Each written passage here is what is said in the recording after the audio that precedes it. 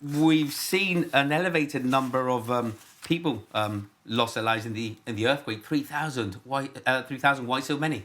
This has been an unusual type of earthquake because of the type of construction. Normally in urban areas, when you have earthquakes as shallow as 16 kilometers and 6.8 on the Mercalli scale, you normally get an average of between 5 and 7 trauma cases to every death. Mm-hmm. On this occasion, the last figures, as of 9 o'clock this morning, was 2,862 dead and 2,562 injured. So for the first time in the history of earthquakes, as it were, the number of dead is greater than the number of injuries. Wow. Hence, the type of construction, which is adobe, and that results in very, very few survivable spaces. So people are crushed in what's known as compact collapses. We see many remote villages affected by the remote by the villages earthquake. is another major problem, because if you look at Marrakesh, the second day the market was open, business was back as usual, as reasonably as possible. And the remote areas in the Atlas Mountains, not only is the construction there, adobe construction, but there's also a huge problem of humanitarian access. And also the equipment carried by the search and rescue teams, remembering that these are urban search and rescue teams. The operative word is urban. They are geared for reinforced concrete and framed buildings. In the team, they have detection equipment, which can be used in rubble, search cams, and the search dogs. But what else can you do? I mean, the lifting, bridging, and cutting and dragging equipment is no good when you've got a heap of rubble. Now, another thing, this earthquake is being referred to as a rare earthquake as well. We're very aware of the plates meeting near to the strait.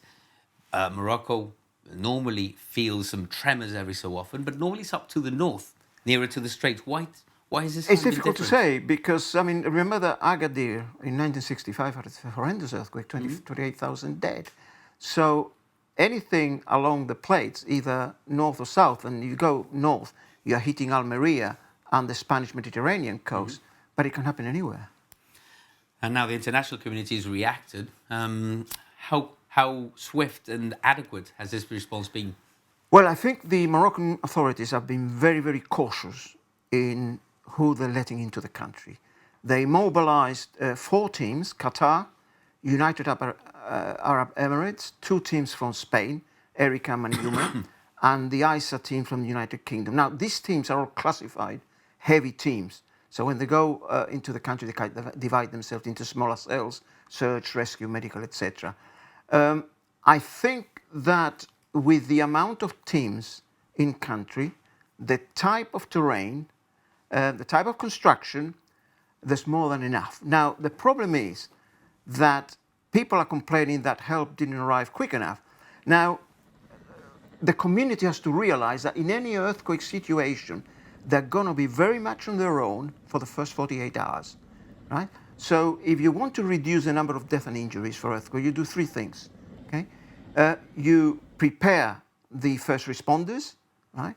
You prepare the national infrastructure, and you have seismic building codes which are implemented, and not to forget preparing the community, because for 48 hours, you're going to be on your own. Mm-hmm. Now, Joe, Gibraltar's offered assistance. How much, realistically, a small place like Gibraltar offer the enormity of the disaster? I think the offer of assistance is commendable, because we have to remember that in 1969, when Franco closed the border, we had tremendous support from the Moroccan community. So there is an issue of solidarity there for all the right reasons. Now, to be able to respond on the medical side, I heard His Excellency the Governor saying that there were 2 modalities. First of all, they could send a small team, or receive trauma casualties into Gibraltar. Now, they were dealing with the British Embassy. The British Embassy had a lot of issues to deal with. So the best inroad into a disaster is not through the embassy. Now, there are modalities and procedures in place through the World Health Organization, where a Gibraltar team could have been registered, instead of being reactive, a little bit of proactivity, all right? Registered as a type 1 or 2. Type 1 is where you go around the villages helping. Type 2 is where you set up a little clinic, right? So there is room, and I think we've got water engineers, we've got sanitation engineers, we've got a lot of talent in Gibraltar that properly channeled and prepared beforehand Can have a worthy can contribution. bring in a huge amount of assistance. Joe, a quick one because we're running out of time. In every disaster, there's always miracle stories. We're coming up to a week. How realistic is that there may still be people under the rubble? You can never discount that. In the last Turkey earthquake at the beginning of the year, there was a person that was rescued 13 days after the earthquake.